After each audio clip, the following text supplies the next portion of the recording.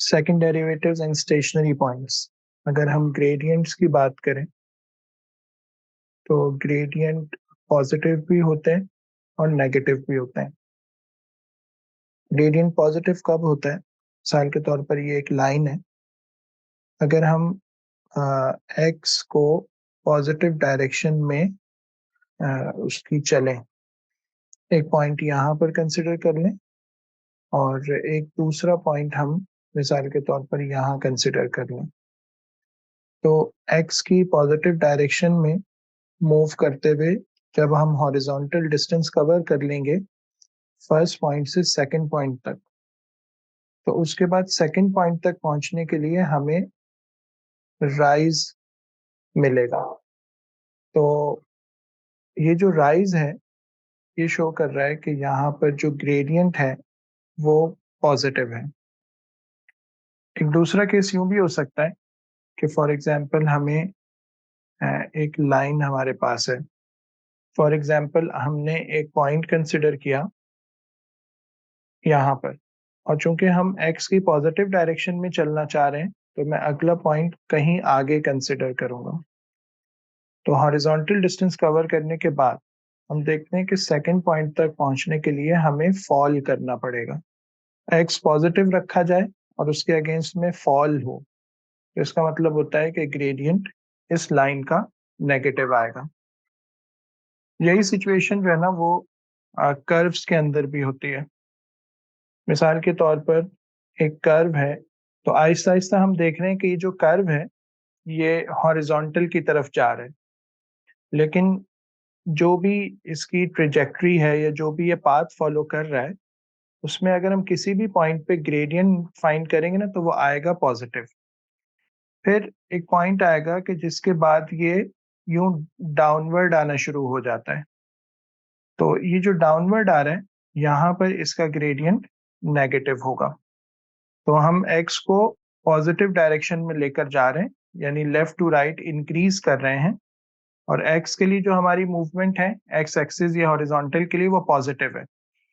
उस positive movement के against में अगर हमें राइज मिलता है तो जाहिर है ग्रेडियंट पॉजिटिव होगा, लेकिन ग्रेडियंट जो है ना वो आहिस्ते आहिस्ते डिक्रीज हो रहा है। फिर एक पॉइंट आता है जहां पर अगर हम टेंजेंट ड्रॉ करेंगे तो वो परफेक्टली हॉरिजॉन्टल हो जाएगा। जब ग्रेडियंट जब टेंजेंट हॉरिजॉन्टल हो गया तो उसका ग्रेडियंट जीरो हो जाता है, और अगर हम उससे भी आगे लेकर चलेंगे तो अब ये वाला जो पोर्शन होगा, यहाँ पर मिसाल के तौर पर एक पॉइंट ये ले लेते हैं, एक पॉइंट ये ले लेते हैं, तो यहाँ पे हमें ग्रेडियंट नेगेटिव मिलेगा। जब हम ग्रेडियंट फाइंड करते हैं तो वो होता है rate of change of y with respect to x, यानी y की वैल्यू x के चेंज होने से किस तरह चेंज हो रही है यह हमें ग्रेडियंट बताता है।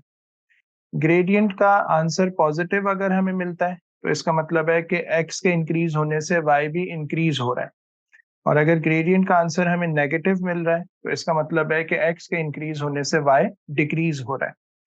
लेकिन अब अगर हम खुद ग्रेडियंट की बात करें कि x के इंक्रीज होने से dy अपॉन dx पे क्या फर्क आ रहा है, तो इस पोर्शन से लेकर यानी स्टार्टिंग पॉइंट से लेकर इस पॉइंट तक, इस पोर्शन में हम देख रहे हैं कि ग्रेडियंट डिक्रीज हो रहा है, और जीरो के बाद से बाकी वाला जो पोर्शन है उसमें तो ग्रेडियंट नेगेटिव हो जाएगा। और फिर ये वाला जो पॉइंट है जहां पर टेंजेंट हॉरिजॉन्टल हो जाएगा, इसको हम स्टेशनरी पॉइंट कहते हैं। स्टेशनरी पॉइंट पे ग्रेडियंट जीरो हो जाता है, और अगर उससे पहले और बाद में यानी ग्रेडियंट डिक्रीज हो रहा हो या नेगेटिव हो रहा हो, यानी एक्स के इंक्रीज होने से खुद ग्रेडियंट की वैल्यू कम हो रही हो, तो फिर हम कहते हैं कि ऐसा जो स्टेशनरी पॉइंट होता है वो एक मैक्सिमम पॉइंट होता है। कर्व वहां पर इस तरह से चेंज हो रहा होता है, टर्निंग ले रहा होता है कि वो अपने जो रिलेटिव पॉइंट्स होते हैं, आसपास के पॉइंट्स होते हैं, उनके लिहाज से एक मैक्सिमम पॉइंट बन जाता है।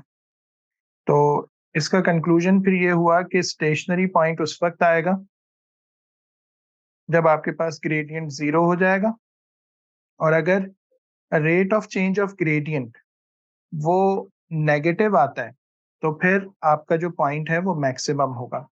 अब ग्रेडियंट का अगर हम रेट ऑफ चेंज निकालना चाह रहे हैं तो फिर हमें इसको एक दफा with respect to x differentiate करना पड़ता है, और ग्रेडियंट का जो रेट ऑफ चेंज है विद रिस्पेक्ट टू एक्स वो d2y अपॉन dx स्क्वायर कहलाता है। तो d2y अपॉन dx स्क्वायर अगर नेगेटिव है और स्टेशनरी पॉइंट है तो जाहिर है ग्रेडियंट 0 होगा, तो इसका मतलब है कि ये वाला पॉइंट हमारा मैक्सिमम पॉइंट होगा। अच्छा, इसी का बिल्कुल ऑपोजिट फिनोमिना इस तरह से होता है। एक कर्व कंसिडर करते हैं जो कि इस तरह से आ रहा है। अब ये जो है ना नेगेटिव है, और आहिस्ता आहिस्ता ये एक ऐसे पॉइंट पर पहुंचेगा कि जिसके बाद ये पॉजिटिव हो जाएगा। और अब ये जो दूसरा पोर्शन है इसमें ये कर्व पॉजिटिव है। हमें यहाँ पर एक स्टेशनरी पॉइंट मिलेगा, क्योंकि अगर हम इस पॉइंट पे टेंजेंट ड्रॉ करेंगे तो वो एक परफेक्टली हॉरिजॉन्टल लाइन होगी, और परफेक्टली हॉरिजॉन्टल लाइन का ग्रेडियंट 0 होता है। ये जो प्रीवियस पोर्शन था, यहाँ पर ग्रेडियंट जो था वो आहिस्ता आहिस्ता नेगेटिव के लिहाज से इंक्रीज हो रहा था, यानी इस जगह पर जो ग्रेडियंट था वो ज्यादा नेगेटिव था, यहाँ पर कम हो गया, यहाँ पर कम हो गया। तो इस तरह कम होते होते नेगेटिव में वो असल में इंक्रीज हो रहा है, तो वो 0 पे पहुंचा, और 0 के बाद वाले जो पॉइंट्स हैं उसके अंदर ग्रेडियंट जो है वो पॉजिटिव हो गया। तो इसका मतलब है कि बिफोर 0 ये नेगेटिव था, आफ्टर 0 ये पॉजिटिव है, और ग्रेडियंट आहिस्ता आहिस्ता बढ़ रहा था। तो अगर ग्रेडियंट इंक्रीज हो रहा था तो अगर हम उसका रेट निकालेंगे, rate of change of gradient with respect to x, तो वो d2y अपॉन dx स्क्वायर कहलाएगा। चूंकि वो इंक्रीज हो रहा था तो वो ग्रेटर देन 0 आएगा। तो इसका मतलब हुआ कि अगर हमें एक स्टेशनरी पॉइंट मिलता है जहाँ पे जाहिर सी बात है ग्रेडियंट 0 होगा, और rate of change of gradient with respect to x positive है, तो इसका मतलब होगा कि जो पॉइंट वहां पर मिल रहा है वो रिलेटिव मिनिमम पॉइंट होगा, क्योंकि सबसे लोएस्ट पॉइंट होगा, इससे नीचे फिर वो कर्व नहीं आ रहा होगा।